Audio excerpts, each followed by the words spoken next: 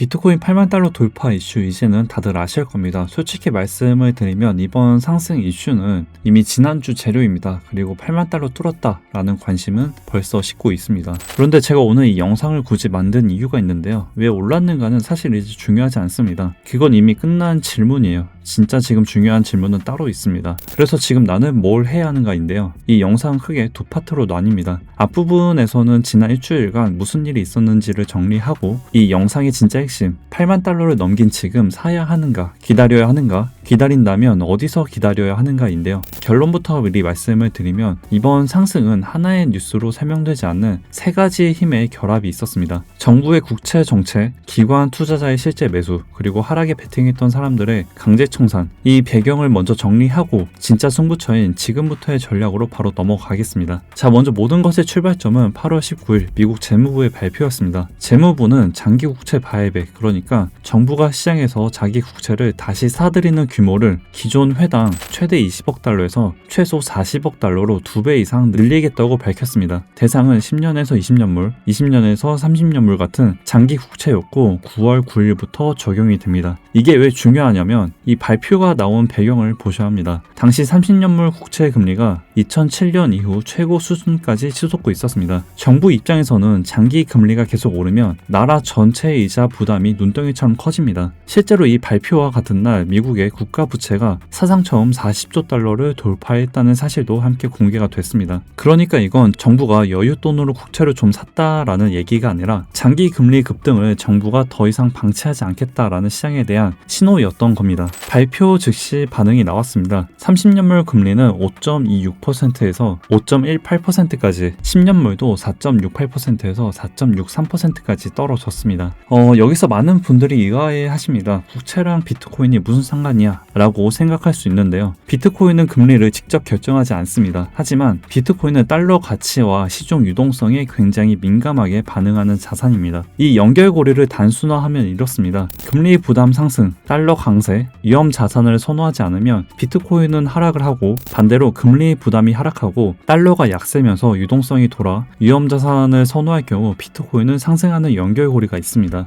이건 2021년 코로나 팬데믹 때 많은 분들이 경험을 하셨을 거라고 생각을 합니다. 자, 이번에 재무부의 개입이 시장에 준 메시지는 정부가 금리 급등 리스크를 관리하기 시작했다라는 것이고 그 직후 국채금리 부담이 완화되면서 달러도 약세로 돌아섰습니다. 시장에서는 이번 상승의 핵심 배경으로 달러 약세와 재무부의 장기채 바이백 확대를 꼽고 있습니다. 그리고 지금은 금도 같이 봐야 하는데요. 비트코인이 8만 달러에 넘던 시점에 금도 함께 강세를 보였습니다. 달러 약세와 금리 하락이 동시에 나타나면서 자금이 달러도 아니고 국채도 아닌 금과 비트코인으로 이동하는 흐름이 나타난 겁니다. 이건 단순히 위험 자산을 사자라는 심리가 아닙니다. 오히려 일부 투자자들 사이에서는 미국의 부채가 40조 달러를 넘어섰는데 정부가 계속 국채 시장에 개입을 하면 결국 달러 가치는 어떻게 되는 거지? 라는 근본적인 질문이 다시 떠오른 겁니다. 자, 그리고 이번 상승의 두 번째 엔진이 비트코인 현물 ETF입니다. 8월 21일까지 한 주 동안 미국 현물 비트코인 ETF에는 약 19억 2천만 달러가 순유입이 됐습니다. 이건 2026년 들어 가장 강한 주간 유입이었고 그중 블랙록의 IBIT 하나에만 약 13억 3천만 달러가 들어왔습니다. 여기서 이게 왜 중요하냐면 선물 시장의 레버리지 베팅과 다르게 ETF로 들어오는 돈은 실물 비트코인을 사는 기관 자금입니다. 즉 이번 흐름은 재무부의 발표로 투자 심리 변화가 됐고 그 심리가 ETF를 통한 실제 자금 유입으로 이어짐으로 연결이 된 겁니다. 다만 여기서 반드시 짚어야 할 부분은 이번 주에 유입이 강했던 건 맞지만 2026년 한 해로 놓고 보면 비트코인 현물 ETF는 여전히 순유출 상태였습니다. 올해 초부터 8월 중순까지 누적으로 약 29억 달러가 빠져나갔고 이번 주 급등이 그 손실의 절반 정도 만회한 수준입니다. 다시 말해 이번 유입은 폭발적 신규 매수라기보다 연초 내내 이어진 자금 이탈 흐름이 방향을 튼 초기 신호로 보는 게 더 정확합니다. 자, 세 번째로 이번 상승 속도가 왜 이렇게 빨랐는지 가장 직접적인 이유는 숏스퀴즈입니다. 8월 19일 이전까지 시장에는 상당한 하락 베팅이 쌓여 있었습니다. 비트코인이 계속 약세를 보여왔기 때문에 반등을 해도 어차피 다시 떨어질 것이라고 보고 하락에 베팅한 트레이더들이 많았던 겁니다. 그런데 가격이 예상과 반대로 오르기 시작하자 문제가 생깁니다. 하락에 베팅한 사람들은 손실을 막기 위해 강제로 비트코인을 다시 사들여야 하고 이 매수가 또 가격을 밀어 올립니다. 이 악순환, 정확히 상승 방향의 순환이 반복이 된 겁니다. 실제로 이 과정에서 4일 동안 24억 달러 넘는 규모의 숏 포지션이 청산이 됐고 8만 달러 돌파 이후 하루에도 최대 4억 5천만 달러 규모가 추가로 청산됐다는 집계가 나왔습니다. 자, 그리고 마지막으로 미국의 친암호화폐 규제에 기대감이 붙었습니다.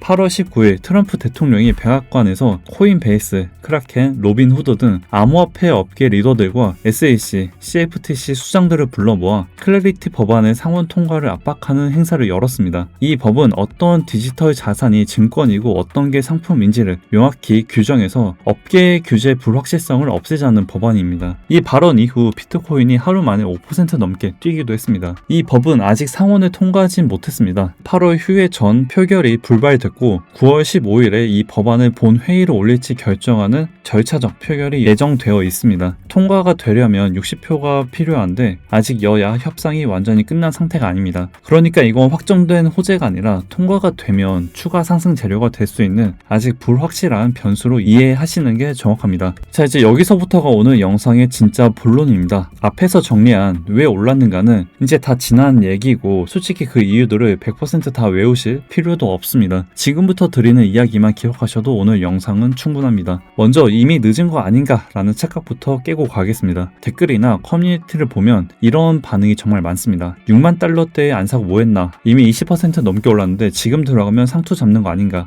이 심리 굉장히 자연스러운데요. 그런데 냉정하게 봐야 할 게 있습니다. 지금 비트코인은 작년 10월 고점인 약 12만 6천 달러 대비 여전히 30% 넘게 낮은 자리에 있습니다. 많이 올랐다는 체감과 비싸다는 사실은 사실 다른 얘기입니다. 일주일 사이에 변화율만 보고 판단하면 정작 봐야 할 큰 그림을 놓칩니다. 그러니까 오늘 우리가 답해야 할 질문은 늦었나 안 늦었나가 아닙니다. 지금 이 가격에서 어떤 조건이 갖춰지면 사고 어떤 조건이 깨지면 사지 말아야 하는가입니다. 이 기준을 세우는 게 오늘 영상의 핵심 목표입니다. 지금 차트를 보시면 딱 하나의 구간에서 힘 겨루기가 벌어지고 있는 게 보이실 겁니다. 바로 8만 달러에서 8만 2천 달러 사이인데요. 이게 왜 이렇게 중요한 구간이냐면 이 레벨은 그냥 심리적 숫자가 아닙니다. 실제로 비트코인은 이번 랠리 과정에서 8만 1천 달러 초반까지 찍고 곧바로 7만 9천 달러대로 밀려 내려온 적이 있습니다. 이게 뭘 의미하냐면 이 가격대에서 실제로 매도 물량이 나오고 있다는 겁니다. 몇 달 전부터 이 가격에 물려있던 사람들 혹은 여기서 일부 차익 실현을 하려는 사람들이 존재한다는 증거죠. 자, 이제 여기서 두 가지 시나리오로 갈립니다. 하나씩 구체적으로 그려볼게요. 먼저 시나리오 A, 가짜 돌파입니다. 79,500달러, 81,500달러, 82,000달러, 다시 79,000달러, 77,000달러 가격이 이렇게 움직인다고 해보겠습니다. 여기까지만 보면 돌파했다 라고 흥분할 수 있는데요. 하지만 이건 완전한 돌파가 아닙니다.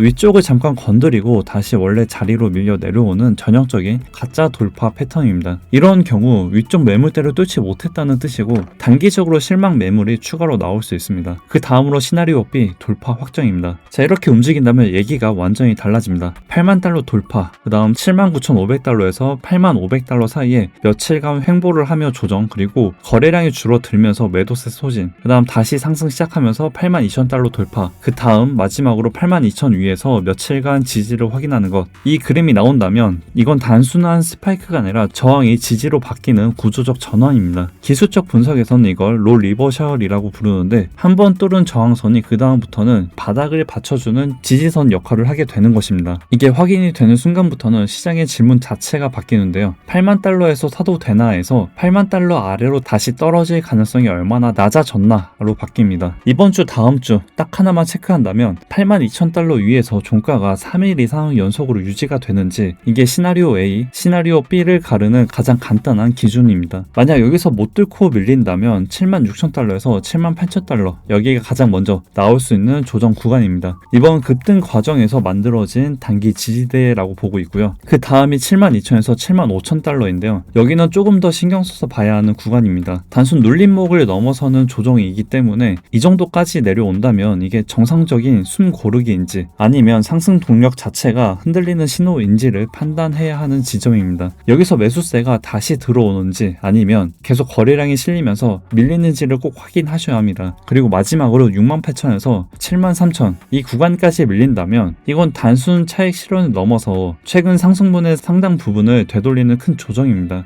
솔직히 말씀드리면 여기까지 오면 단기 트레이더 입장에서는 아플 수 있는 자리입니다. 하지만 역설적으로 장기적인 관점에서 비트코인을 보는 분들에게는 오히려 여기가 관심 있게 지켜봐야 할 자리가 될 수 있습니다. 큰 폭의 조정 이후에 형성되는 바닥은 짧은 눌림목보다 훨씬 신뢰도가 높은 지지가 되는 경우가 많기 때문입니다. 자, 오늘 영상 정리하겠습니다. 오늘 영상에서 배경 설명, 그러니까 국채 바이백이니 쇼스퀴즈니 하는 이야기는 사실 다 잊으셔도 됩니다. 이미 지나간 이슈입니다. 지금은 8만 달러를 넘었으니 무조건 산다도 아니고 너무 올랐으니 무조건 기다린다도 아닙니다. 어느 조건에서 사고 어느 조건에서 멈출지를 미리 정해두는 시기입니다. 그리고 이후 실시간 관점 브리핑은 텔레그램 방에 계속 공유해드리고 있고요. 고정 댓글 링크로 100% 우리 입장하시고 클릭 2번이면 즉시 들어오실 수 있습니다. 오늘 영상은 여기까지고요. 다음 영상 더 좋은 내용 준비해서 찾아뵙겠습니다.